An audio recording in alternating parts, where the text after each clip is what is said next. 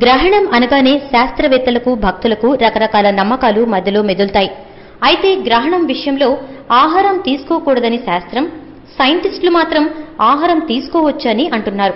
అయితే శాస్త్రమే నిజమైంది, గ్రహణం రోజున ఆహారం తీసుకోకూడదు అనేది నిజమైంది. భారతీయ శాస్త్రం ప్రకారం రాబోయే చంద్రగ్రహణాన్ని చూడామణి నమక అర్ధల్ప గ్రహణంగా పరిగణించారు. దీన్ని పాక్షిక చంద్రగ్రహణం అని అంటారు. చంద్రగ్రహణాన్ని 9 గంటల నుంచి ఆహారం తీసుకోకూడదు. చంద్రగ్రహణానికి 9 గంటల ముందు నుంచి ఆహారం తీసుకోకూడదని, అయితే చిన్న పిల్లలు, వృద్ధులు మాత్రం 1 గంట ముందు నుంచి తినకూడదని శాస్త్రం. 1983 కాలంలో ఇండియాలో పరిశోధన చేసిన ఆంగ్ల శాస్త్రవేత్తలు గ్రహణ సమయంలో హిందువులు పాటించే పద్ధతులు శాస్త్రీయమైనవని, గ్రహణ సమయంలో వచ్చే అత్తిరి లోహిత కిరణాలు ఆహారాన్ని విషతుల్యం చేస్తాయి అని, దీనివల్ల దీర్ఘకాలిక వ్యాధులు తలెత్తుతాయి అని తేల్చారు. అయితే భారతీయులు వాడే ధర్మం చాలా శక్తివంతమైంది. భూమిపై నిటారుగా పెరిగే రాగి తీగలు తీసుకువచ్చి ఇంట్లో ఆహార గిన్నెలపై, మంచినీటి బిందెలపై వేయడం వల్ల సూర్యుని నుంచి వచ్చే కిరణాలను ఇవి గ్రహిస్తాయి.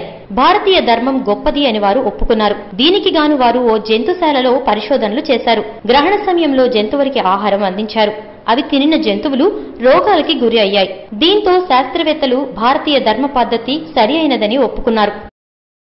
ఈ వీడియోపై మీ విలువైన కామెంట్స్ ని మాతో షేర్ చేసుకోండి. అండ్ ఇంకో విషయం, సబ్స్క్రైబ్ చేయడం మర్చిపోకండి.